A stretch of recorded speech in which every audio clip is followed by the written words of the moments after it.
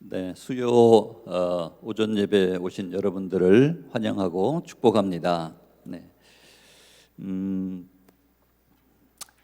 그 유엔에 여러 가지 기구들이 있는데요. 유엔에 파리에 있는 유네스코라고 하는 기구를 여러분들 들어보셨을 것입니다.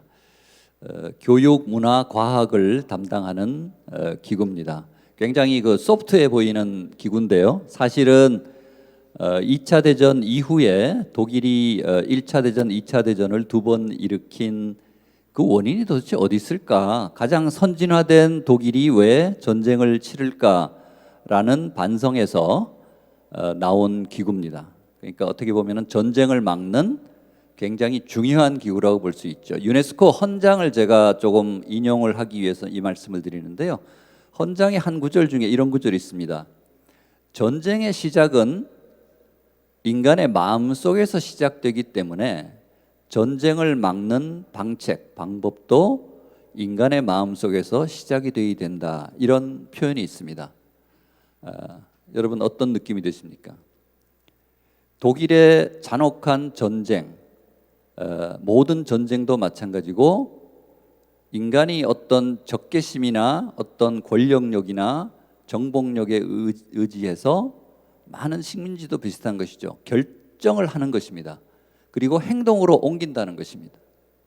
그러니까 우리의 모든 행동, 말부터 시작해서 실제로 제가 이쪽으로 옮기고 어디를 가고 선교사가 되고 하는 모든 결정과 결단은 우리의 마음속에 일어나는 어떤 생각, 뜻과 연결된다는 것이죠. 그래서 여러분들 마음속에 어떤 생각이 들어 있습니까? 그것이 말로 또 행동으로 표현된다는 그런 얘기입니다. 우리의 믿음도 돌아보면 히브리서 11장에 유명한 말씀이 있죠. 믿음은 바라는 것들의 실상이요 보지 못하는 것들의 증거다.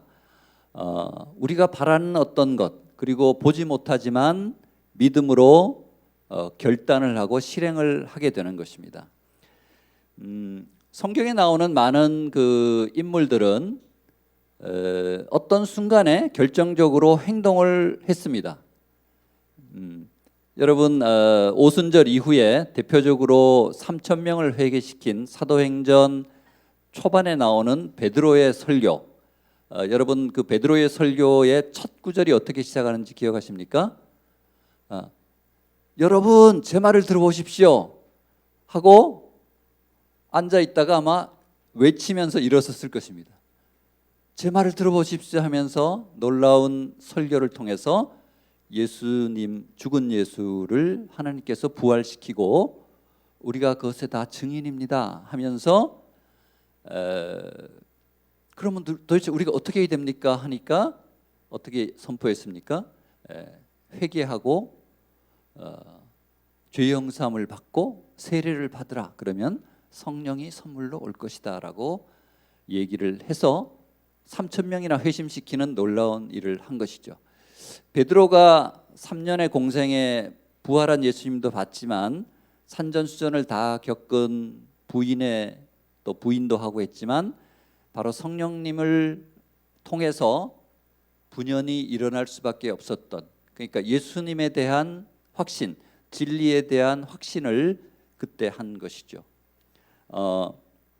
성경에 보면 사도행전에 나오는 스데반의 순교도 같은 맥락에서 우리가 볼 수 있는 것이고요.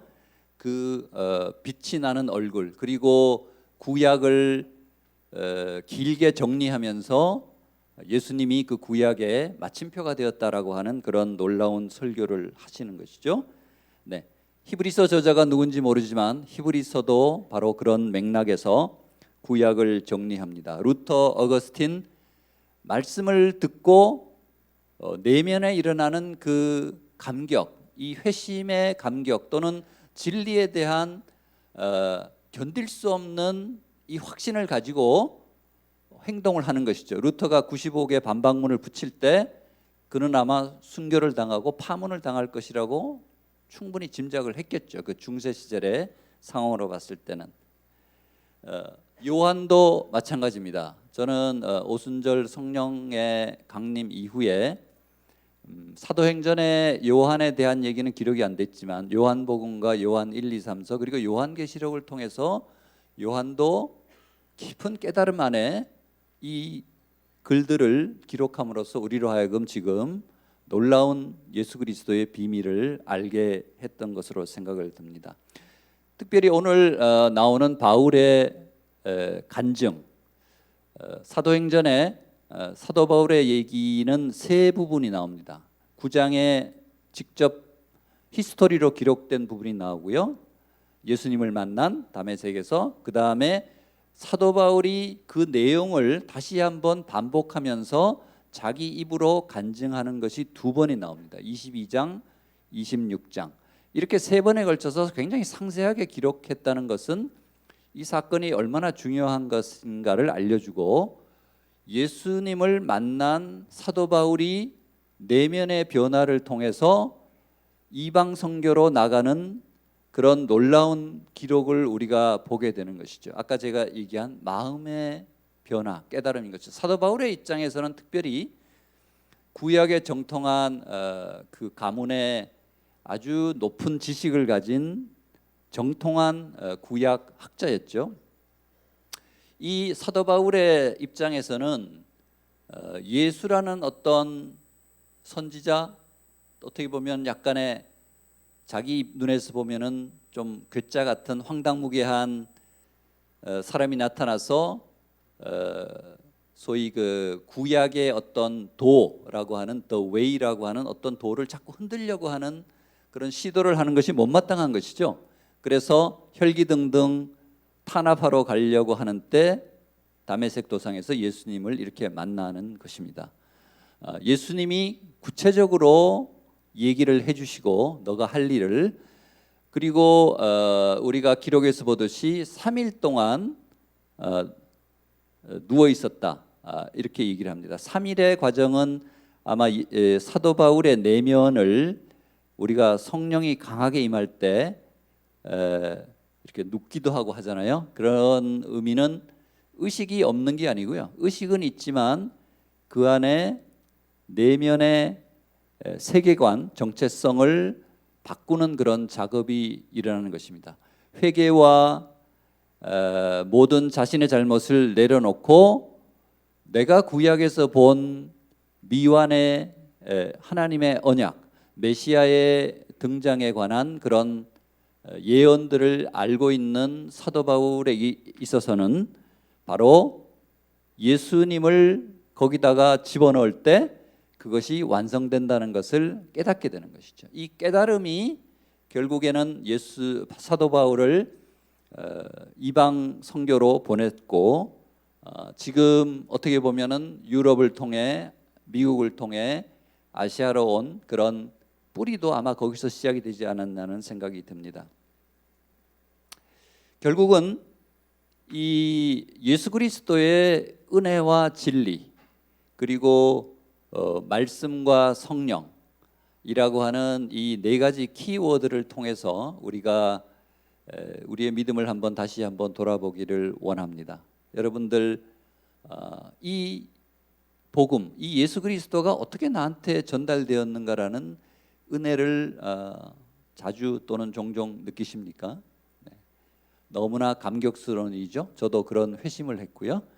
그리고 그것을 통해서 진리라고 하는 확신, 이것이 진리는 뭡니까? 내가 길이요 진리요 생명이라고 예수님이 선포했지만 빌라도도 진리에 대한 탐구를 했습니다. 진리는 세상이 운행되는 모든 하나님의 섭리라고 할 수 있는데요, 창조와 우리의 죄악과 거기를 통한 단절된 하나님과 우리와의 관계, 그것이 회복되는 역사가 구속의 역사인데, 그것은 예수 그리스도를 통해서만 오직 가능하다는 것이죠. 실제로 예수님이 십자가에 피 흘리심으로 우리의 모든 죄가 용서되고 사해지고 우리는 하나님과 예수님을 믿음으로 하나님과 관계가 회복이 되며 이제 하나님 나라의 시민으로 굳건하게 천국의 소망과 영원한 생명과 의로움을 갖게 된다는 것입니다. 그리고 예수님이 다시 오면 새 하늘과 새 땅으로 완전한 하나님의 나라가 완성된다는 것이죠. 이것이 진리입니다. 이 진리의 중심축에 예수 그리스도가 있기 때문에 예수님이 진리다라고 얘기를 하는 것이죠. 이 은혜와 진리라는 이 확신이 있을 때 우리가 구원의 확신을 가진다라고 얘기를 하고요. 많은 선교사님들 또 내가 사역자로 평신도 사역자로 나서고자 할 때 이 은혜와 진리 그리고 말씀과 성령으로 분연히 아까 베드로가 설교한 것처럼 나아갈 수밖에 없는 것이죠. 누가 선교사로 나가십시오 이렇게 푸시를 하는 것이 아니고 내가 나가지 않고는 견딜 수가 없는 그런 상황이 너무나가 중요한 것이기 때문에 저는 여러분들이 그런 깨달음 그리고 은혜, 진리 이 안에서 여러분들이 어떤 선교적인 행동 또 선교 사역에 대한 헌신 이런 것들이 나올 수 있기를 축복합니다. 나는 여성이고 나는 가정주부고 나는 나이가 들었고 이런 것들은 저희에게 사실은 크게 우리를 막는 그런 것이 되기는 어렵습니다. 제가 또 그 이유를 한번 나중에 또 얘기를 하겠습니다. 아까 베드로가 그런 분연이 일어나서 소리를 쳤다 하는데요. 베드로 전서 후서에 합계 한 7장의 짧은 글을 썼지만 굉장히 깊이 있는 말을 많이 합니다. 특별히 베드로전서 초반에 나오는 말씀을 제가 한번 소개해드리면 여러분은 그리스도를 보지 못했으나 사랑합니다. 지금도 여러분은 그분을 보지 못하지만 믿고 말할 수 없는 영광스러운 기쁨으로 즐거워합니다. 이는 여러분이 믿음의 결과로 영혼의 구원을 받기 때문입니다. 아멘. 네, 보지 못하고 듣고 하지는 못하지만 믿고 말할 수 없는 영광스러운 기쁨으로 즐거워한다고 얘기를 했습니다. 저도 비슷한 경험인데요. 저는 2000년도에 오스트리아의 대사관에 근무할 때 성령 수련회를 통해서 회심을 했습니다.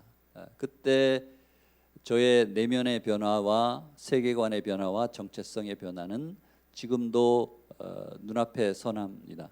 잊을 수가 없고 깊은 기도 가운데 저에게서 터져 나오는 그런 회개의 눈물, 콧물, 모든 통곡들을 넘어서 성령님이 임재하시면서 저의 세계관을 바꾸어 놓으신 것이죠. 예수님을 진정 나의 주님으로 구세주로 고백하면서 그때부터 저의 삶이 완전히 바뀌었습니다. 똑같은 상황, 외교관으로서의 해외 근무는 똑같지만 그 다음에 거기서 뉴욕으로 가서 캐도 사무국이라고 하는 북한의 경수로를 짓는 사업을 하는 일을 맡았는데 북한의 8번의 방문을 통해서 통일과 북한 선교 회복에 대한 비전을 새롭게 갖게 됐고요.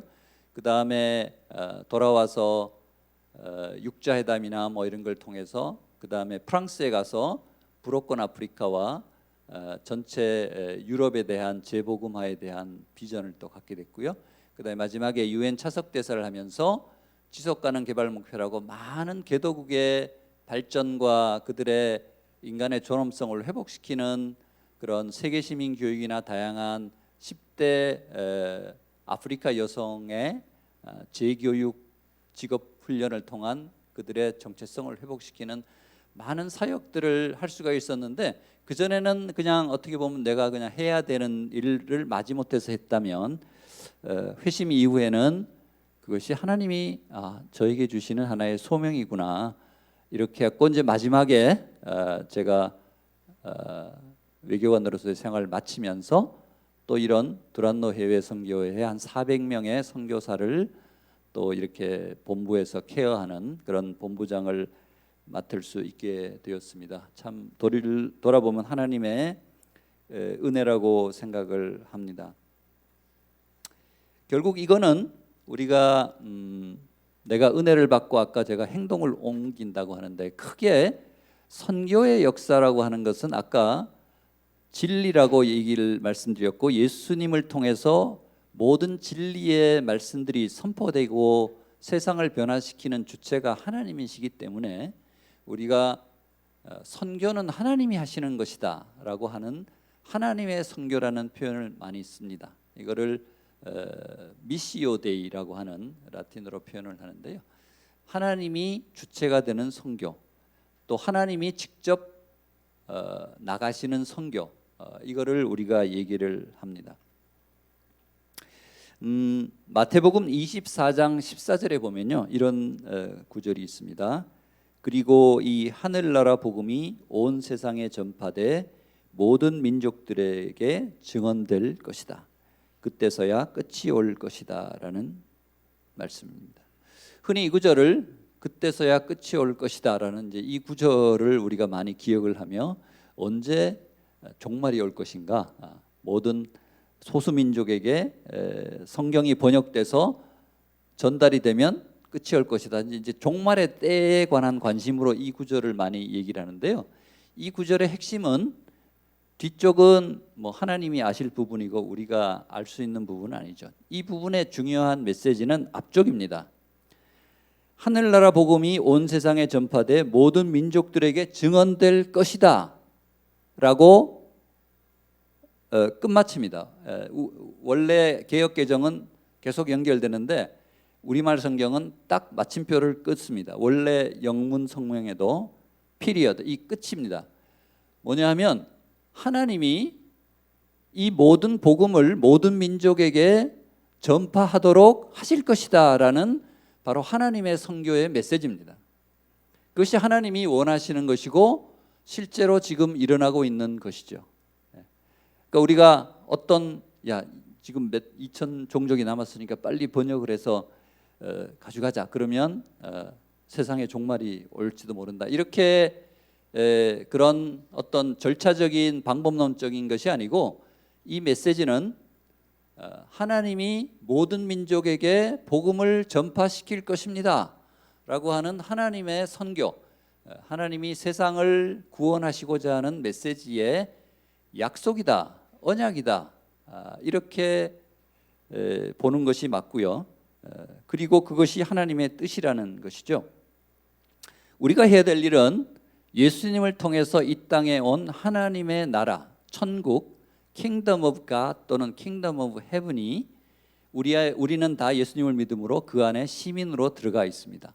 지금도 현세에 도래했고 저는 굳건하게 완성되어 있다고 믿습니다. 왜냐하면 사탄이 이 진리를 할 수가 없고 십자가로 이미 사탄의 죄와 사망과 심판을 통해서 우리를 흔드는 모든 사탄의 계계는 괴멸됐기 때문에 하나님의 나라는 이제 굳건하게 형태를 갖추고 거기에 예수님의 주권이 그대로 작동을 하기 때문에 하나님의 나라는 튼튼하게 지금 우리에게 있습니다. 우리가 해야 될 일은 그 안에 많은 시민들이 들어오게 하는 것이죠. 예를 들어서 USA, 미국의 이민자의 나라잖아요. 미국은 그대로 갑니다. 계속 나라가 존재하고 확립되어 있는 것이죠. 거기에 많은 이민자들이 신청을 하고 그쪽으로 들어가죠. 그죠? 우리 한국 분도 뭐 200~300만이 있으니까요. 그런 상황에 들어가지만 USA, 미국이 아직은 완성되지 않은 것은 아닙니다. 미국은 분명히 그대로 흘러갑니다. 하나님의 나라라고 하는 이것도 그대로 완성된 상황에서 가는데 우리가 해야 될 일은 많은 사람들이 예수 그리스도를 믿고 이 하나님의 나라라는 큰 배에 오르도록 하는 것이죠. 우리가 언제 끝날지 모르기 때문에 이 하나님의 나라를 더 확장하고 굳건하게 더 키워나가는 것이 우리가 해야 될 일이라고 생각을 합니다. 전 세계 많은 우리 북한의 2,500만, 아프리카의 수억의 인구, 제가 나이지리아에 근무하고 아프리카를 한 10몇 개 나라를 가봤는데요. 너무 열악하고 정말 어떻게 이런 마치 저주를 받은 땅이 아닌가라고 희망이 없어 보이는 너무 안타까운 마음이 있고요. 중남미에도 한 제가 열 몇 개의 나라를 가봤는데 거기도 아프리카 못지않게 열악합니다. 10대 미혼모들이 너무 많습니다. 아이를 10대가 양쪽에 안고 아버지가 누군지도 모르는 그런 경우도 허다하고요. 많은 어려운 사람들이 있습니다. 저는 우리가 생각해야 될 것은 우리가 대한민국에 이렇게 태어나서 좋은 환경에서 번영을 누리고 부자가 되고 선교사를 3만 명을 보내고 하는 이 축복이 우리가 뭐 잘해서 된 것이겠습니까? 북한 탈북자들이 우리 이만가 같은 데서 나오는 한 얘기가 뭡니까? 우리의 죄는 북한에 태어난 죄밖에 없다. 그런 얘기를 합니다. 저도 굉장히 뭐 아주 너무 참 어떻게 보면 죄송하기도 하고 감사하기도 하고 그런 마음이 있는 것이죠. 우리 인간은 누구나 하나님의 형상으로 창조되었다 이렇게 얘기를 합니다. 그러니까 누구나 다 존엄성이 있다는 얘기죠.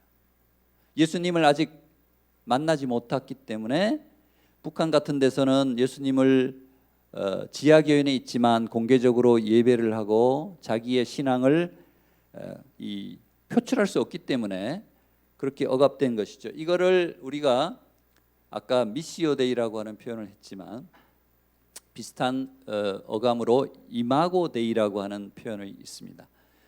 이마고, 이미지라고 하는 얘기입니다. 하나님의 형상으로 창조된 모든 인간들은 누구나 다 구원을 받고 하나님의 자녀가 될 그런 기회, 권리가 저는 있다고 생각을 합니다. 우리가 전 세계 저희 TIM도 54개국에 400명 이상의 선교사를 파송하고 대부분 열악한 지역이죠. 온누리교회 전체로는 70여 개국에 900명 이상을 파송하고 있습니다.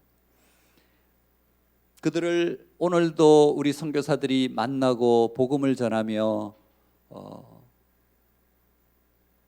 주님께로 오도록 하는 거기에 왜 한국에도 믿지 않는 영혼이 많은데 왜 외국을 가느냐?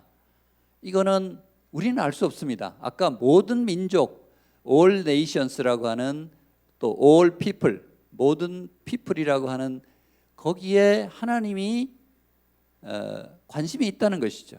그때는 그것이 피부색, 인종 이런 걸 다 떠나서 모든 믿지 않는 영혼들은 주님께로 돌아올 자격과 기회가 주어져야 된다는 것이죠. 그래서 우리가 나가는 것입니다. 온누리 교회라고 하는 온누리라고 하는 이 all nation, all people이 바로 하나님께서 온누리 교회를 주신 이유라고 생각을 합니다. 우리는 더 이상 피부, 인종 이런 지역을 떠나서 어디든지 갈 수 있고 또 가야 할 것입니다. 그것이 하나님이 주시는 하나님 나라 확장의 의미라고 생각을 합니다. 코로나로 우리 이 주제가 팬데믹 시대의 선교 이런 타이틀로 지금 한 달간 얘기를 하는데요. 코로나로 선교가 어렵게 되지 않았습니까? 선교사들이 위축되고 귀국합니다. 많은 어려움이 있습니다. 선교가 굉장히 휘청휘청하는 것처럼 보도가 되고 선교사들이 잠시 위축이 된 것도 사실이죠. 지금도 진행형이라고 볼 수 있습니다. 그러나 하나님의 주권, 빌립보서 2장 5절에서 11절에 나오는 그러므로 그를 지극히 높여 모든 이름 위에 뛰어난 이름을 주시고 모든 무릎을 그의 발 아래 꿇게 하시고 모든 입으로 그리스도를 주라고 시인하게 한다라고 하는 이 예수 그리스도의 엄청난 주권과 주님 되심, 그 권세와 능력을 우리가 볼진데 이런 코로나 세균을 거기다가 감히 비교한다는 게 너무나 말이 안 된다고 생각하지 않습니까? 네, 이거는 필적할 수 없는 얘기입니다. 우리를 이렇게 잠시 동안 보이지 않기 때문에 괴롭힐 수 있지만 예수님의 권능, 주권, 창조의 능력 이거는 모든 것을 그 안에 있는 모든 동식물 심지어는 세균까지도 하나님이 컨트롤 하시는 분이기 때문에 우리는 담대히 이것들을 그냥 우리는 패싱한다, 지나갈 수 있고 선교는 계속되고 아까 하나님이 얘기하신 모든 민족에게 복음을 전파한다는 이 메시지는 지금도 흔들림이 없이 계속 진행이 된다라고 생각을 하고, 여러분들도 코로나에 흔들리지 말고 우리 복음과 교회와 선교의 역사를 붙들고 나가는 여러분들이 되기를 축복합니다. 네. 성경에 보면 말씀은 매이지 않는다 이런 표현이 있습니다. 제가 좋아하는 말씀인데요. 그리고 복음을 부끄러워하지 아니하노니 이 복음은 모든 믿는 자에게 구원을 주시는 하나님의 능력이 됨이라라고 하는 로마서 1장 16절의 말씀도 가슴에 와닿습니다.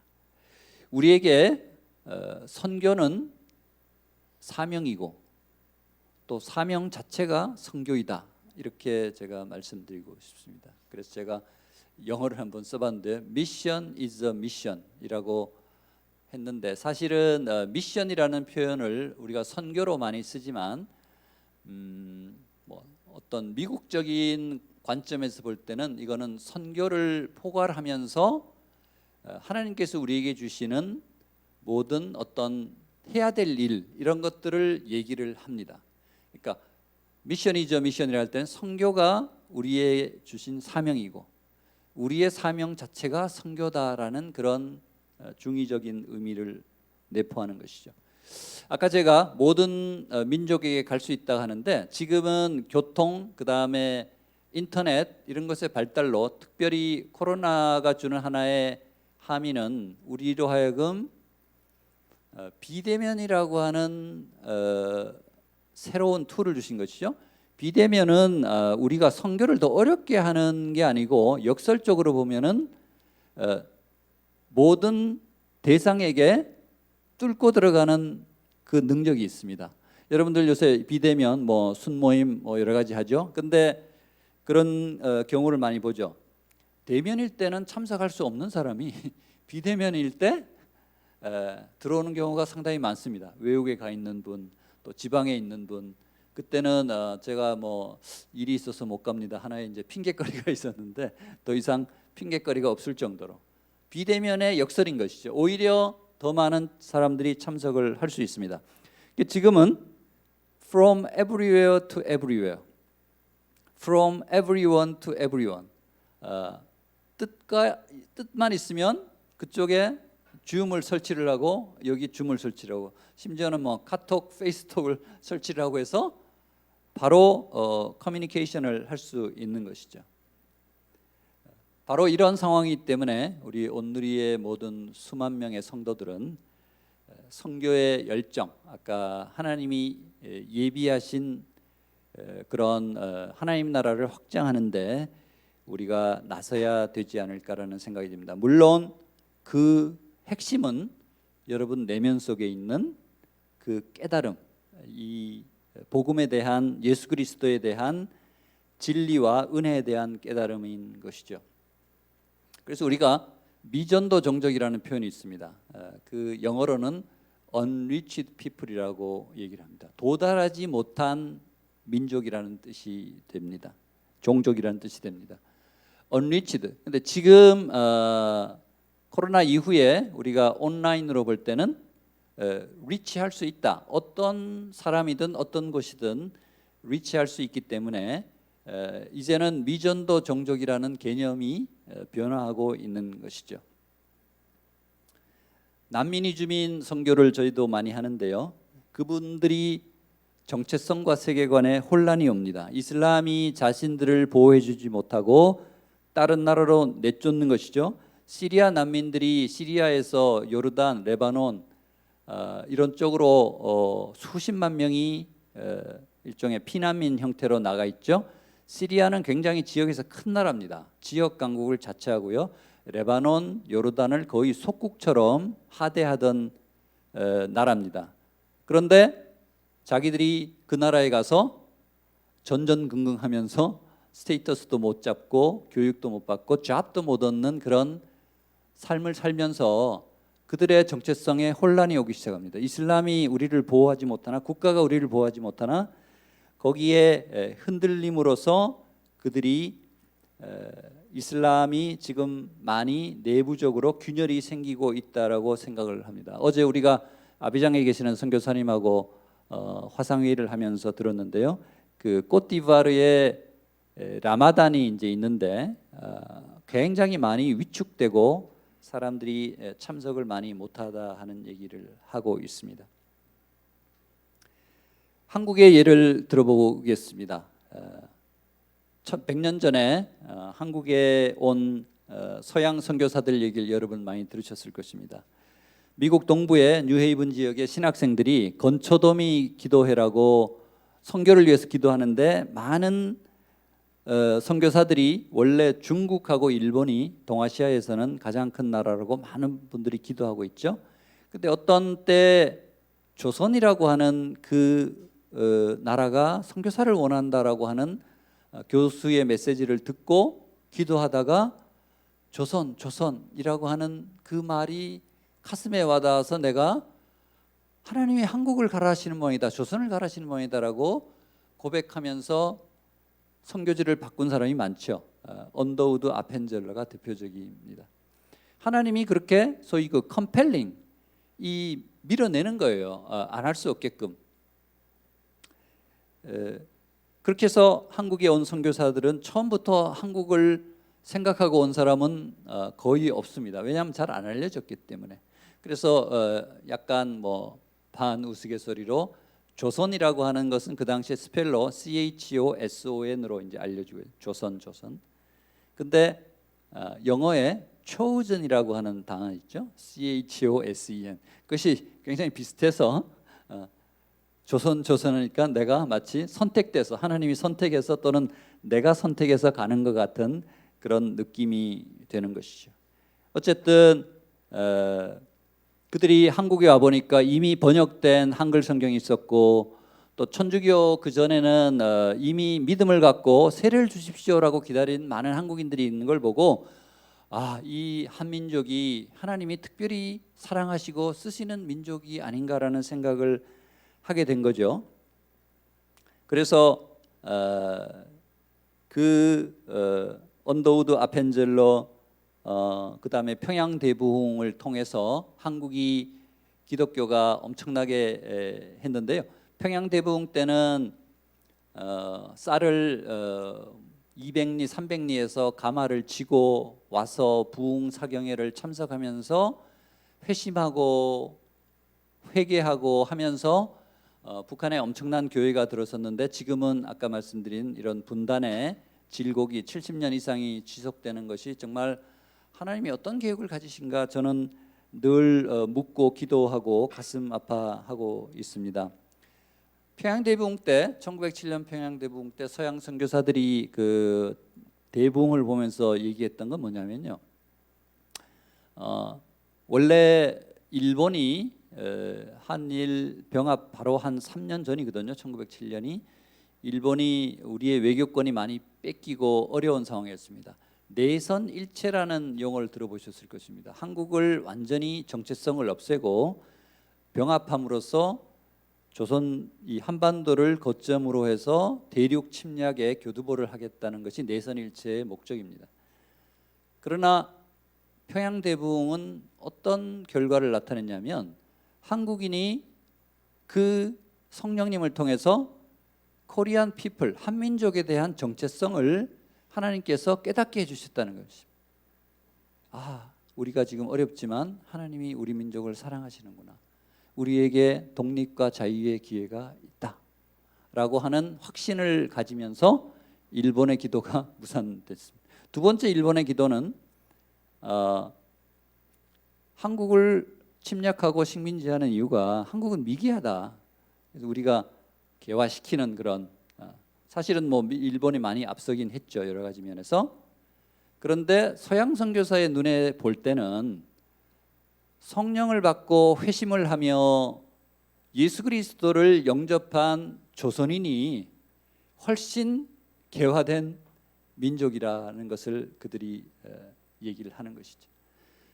아무리 과학 문명적으로 앞서지만 예수 그리스도를 모르는 일본인이 오히려 미개한 민족이라는 그런 생각을 하게 되는 것이죠. 그래서 그들은 그 당시에 하나님께서 그렇게 많은 서양 선교사를 중국, 일본에 보냈는데 안 되고 평양 대붕을 보니까 하나님께서 일본과 중국인을 선교하는 것은 한국 사람, 조선 사람을 통해서 하려는 모양이다라고 얘기를 했고요. 지금 100년 뒤에 그것이 지금 실현되고 있는 것을 우리가 보게 됩니다.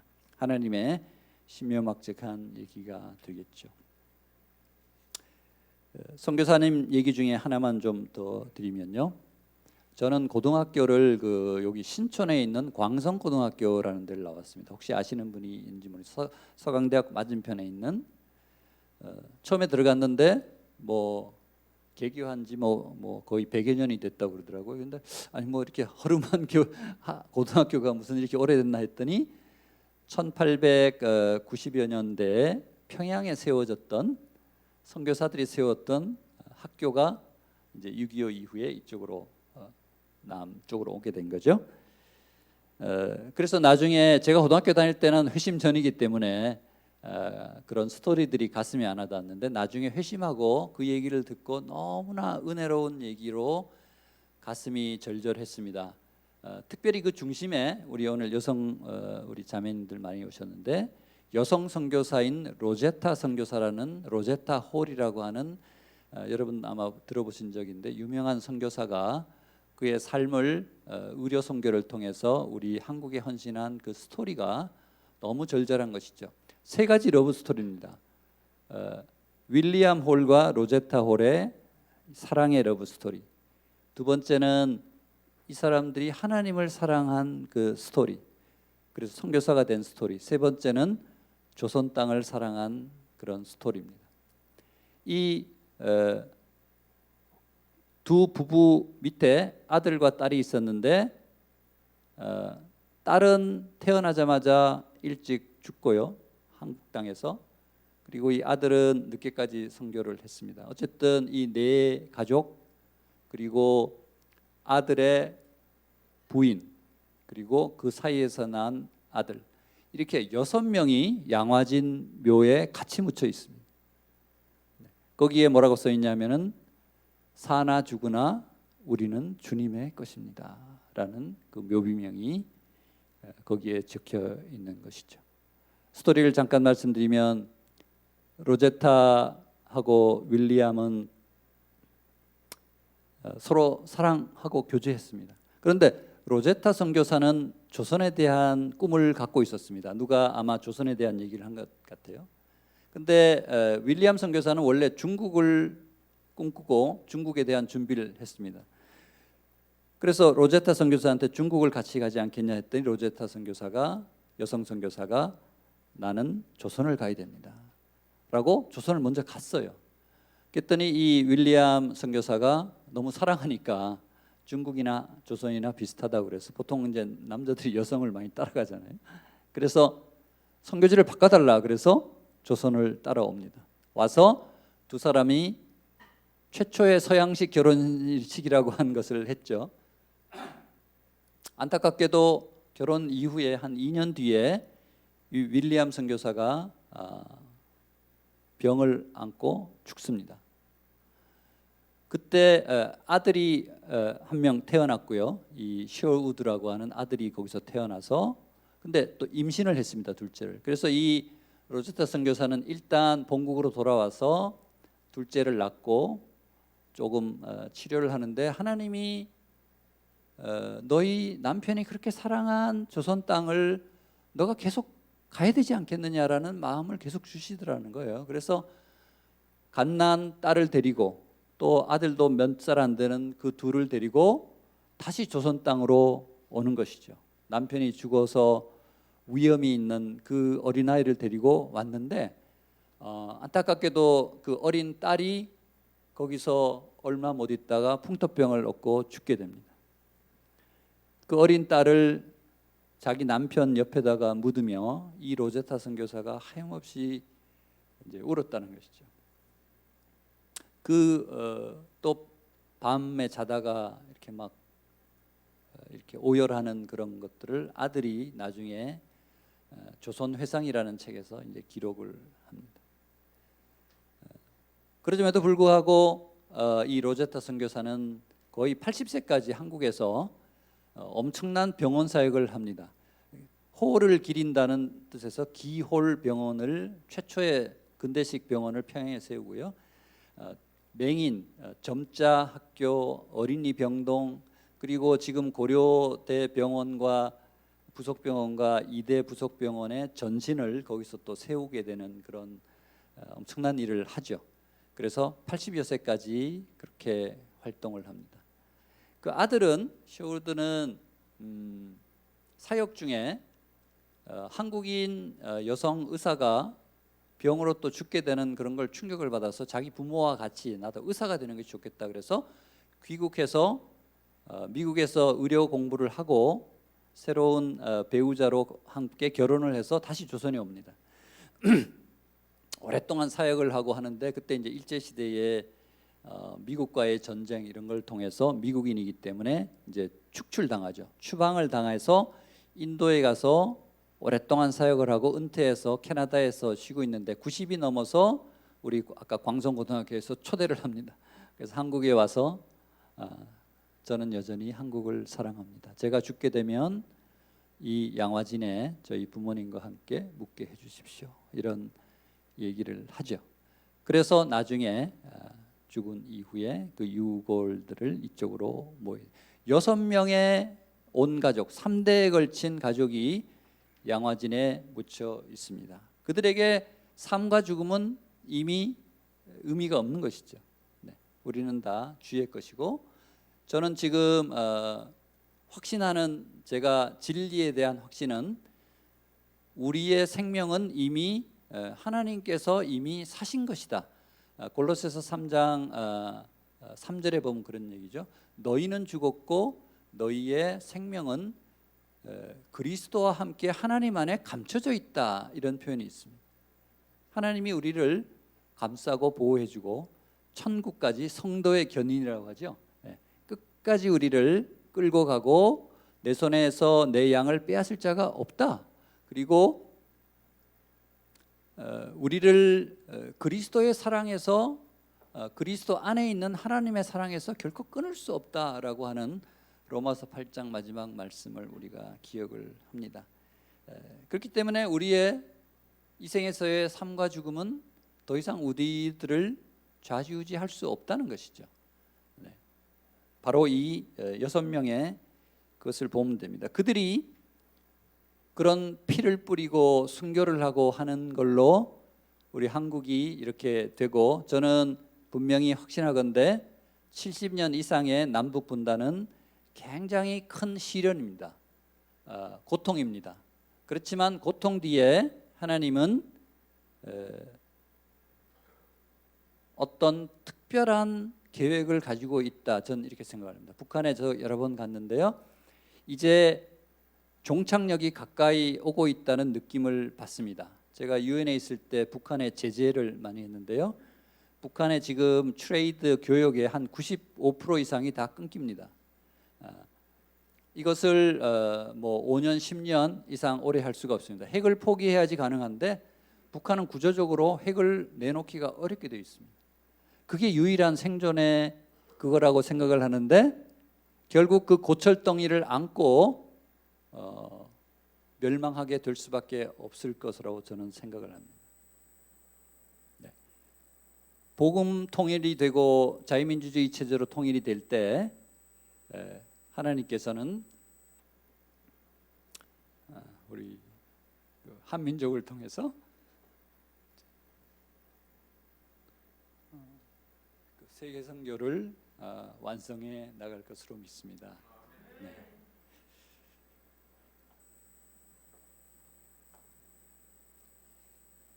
그게 저의 이제 지금까지의 기도 제목인데요. 왜냐하면 그 2,500만 그분들이 저는 통일에 대해서 늘 생각하고 기도하고 연구도 많이 하는데 중요한 거는 통일이 정부 간 협상에서 되는 것은 절대 아닙니다. 그건 동서고금에 있을 수가 없는 얘기입니다. 누가 자기의 체제를 내놓겠어요. 그렇지만 하나님의 섭리는 분명히 독일 통일 여러분 생각해 보십시오. 89년입니다. 물경 20년, 30년도 됐나요? 그때 그것은 도저히 불가능한 일이었어요. 독일 통일은 한반도 통일보다 더 어려웠습니다. 왜 그런지 아십니까? 독일이 아까 제가 모두에 두 번의 전쟁을 일으켰다. 세계 전쟁. 그러니까 독일이 합쳐져서 강하게 되는 것을 아무도 원치 않아요. 영국, 프랑스 가까운 국가들도 원치 않았습니다. 그때 됐잖아요. 어떻게 됐습니까? 동독의 주민들의 전체 의사가 우리는 같은 민족인 서독의 안으로 한 주로 편입을 하겠습니다. 그렇게 하니까 같은 민족끼리 합하자는데 누가 반대를 할 수 있습니까? 그것이 유엔의 유명한 민족 자결권의 원칙입니다. Principle of Self-Determination이라는 건 뭐냐면 같은 민족은 자기들끼리 정치, 경제, 사회 체제를 결정할 수 있다라는 권리입니다. 그래서 이제 민족 국가들이 다 생긴 것이죠. 한국, 일본, 중국. 근데 남북이 분단이 됐잖아요. 근데 북한 주민들은 분단이 될 때 자신들의 입으로 자유의사로 우리의 정치 체제를 이렇게 가져갑니다라고 얘기할 수 있는 기회가 없었어요. 잘 아시잖아요. 공산주의가 일종의 그 강요를 한 것이죠. 그런 체제를. 반면 대한민국은 헌법을 제정하고 자유민주주의와 시장경제 체제, 인간의 존엄성을 하는 인권을 보호하는 체제를 모두가 다 동의를 하고 총선거를 치렀죠. 그리고 8월 15일 우리가 잘 아는 48년도 정부를 세웠습니다. 한 달 뒤에 북한도 북한 정권을 세웠습니다. 불과 한 달 차입니다. 근데 그해 11월에 유엔에서는 대한민국 리퍼블릭 오브 코리아를 한반도의 유일한 합법 정부로 한다라는 우리가 잘 아는 그 결의안을 채택했습니다. 왜 그런지 아세요?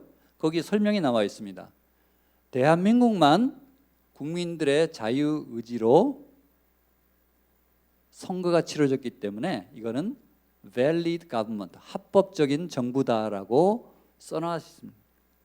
북한도 자유 의지가 있었다면 같이 일종의 인정을 받을 수가 있을지 모르죠. 그렇지만 북한은 없는 것입니다. 중요한 것은 우리가 나의 자유 의사로 정치 체제를 선포하는 것이 중요하고 저는 북한도 그런 기회가 머지않아 오지 않을까 그런 생각을 합니다. 여러분들도 함께 기도해 주시기 바랍니다.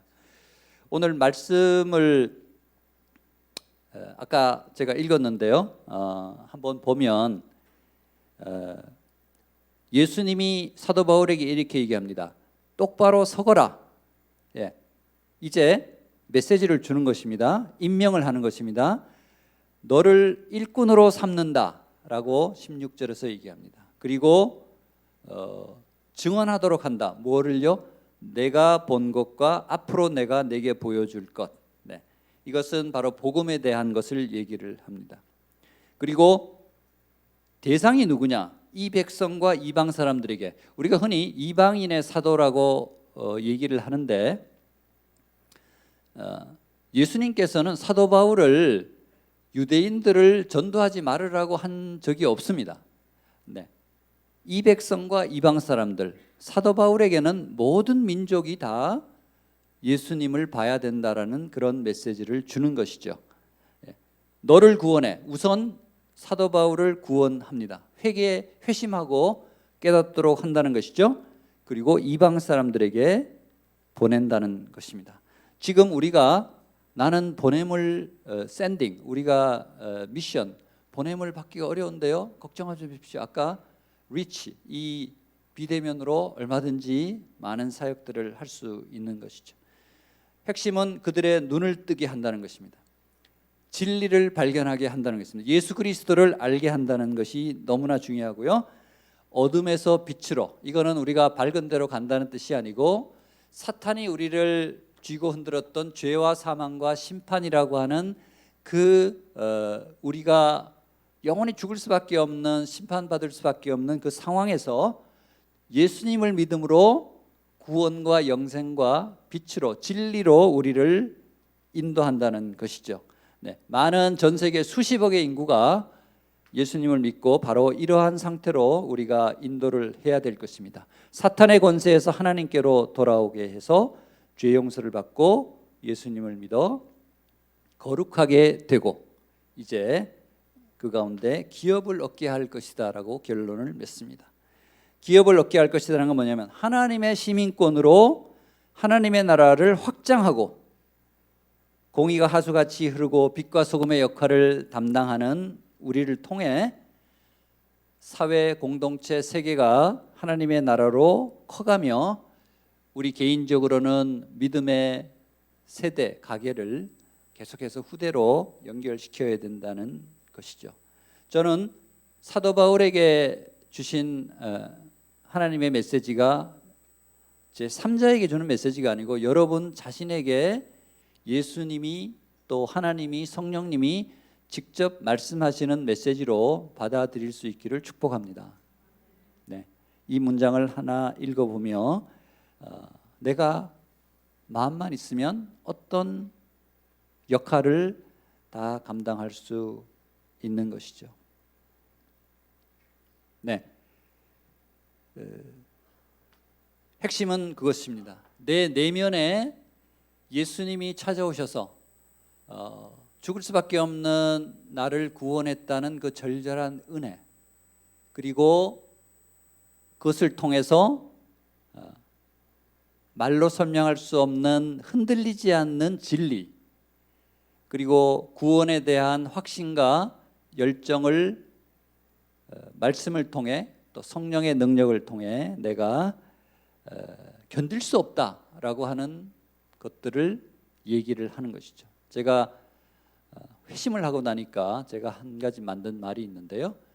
구원의 확신이 없으면 결코 전도할 수 없고 구원의 확신이 있으면 결코 전도하지 아니할 수 없다라는 얘기입니다. 너무나 귀하고 좋은 것들을 여러분들이 알 때 그것을 가만히 있지를 못하죠. 심지어는 식당도 그런데 이 생명을 살리는 복음의 메시지는 하물며 어떻겠습니까?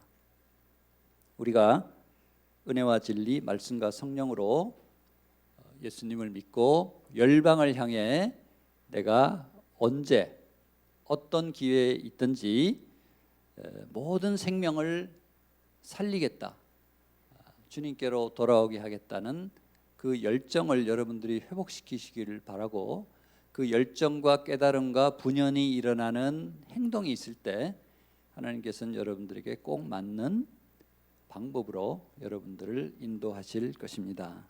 네, 그렇게 되기를 다 축복하고요. 이제 한번 주신 말씀을 가지고 합심하여 잠시 기도하도록 하겠습니다. 하나님, 우리로 하여금 예수님을 믿고 은혜와 진리를 깨달으며 우리로 하여금 우리 내면에 있는 그런 말할 수 없는 감격과 기쁨이 넘쳐나며 그것으로 예수 그리스도를 증거하지 않을 수 없게끔 하게 하여 주시옵소서. 하나님, 내가 어려운 상황이기 때문에 나는 선교를 못한다, 그런 마음이 아니고 내 안에 일고 있는 이 거룩한 마음, 하나님이 주시는 이런 기쁨이 넘치는 이런 마음들이 믿지 않는 영혼들에게 전달되며 그들이 예수 그리스도를 보며 십자가의 복음으로 그들이 회복되며 회개하며 하나님의 자녀가 되는 놀라운 일을 저희를 통해 감당케 하여 주시옵소서. 주님의 이름을 한번 부르고 함께 기도하며 나가겠습니다.